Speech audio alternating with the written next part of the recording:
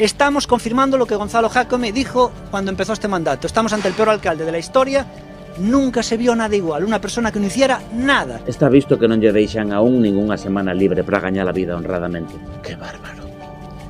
Saúdos. As últimas semanas foron unha auténtica montaña rusa no concello de Ourense. O pasado 28 de maio, para conmemorar o primeiro aniversario das eleccións municipais, deu comezo un novo sainete. O Grupo Municipal Socialista convocou unha rolda de prensa na que exhortou a oposición, en palabras textuais, a virar o rumbo de Ourense e antepor os intereses da cidade logo dun primeiro ano de mandato marcado polos recortes nos servizos públicos. Non van poder creer o que pasou despois. Ou sí, porque é case un calco do que aconteceu nas negociacións do pasado ano. Parece que os guionistas desta ridiculez que é a política ourensá, que nos demos en chamar Ourense ingobernable, están quedando sen ideas.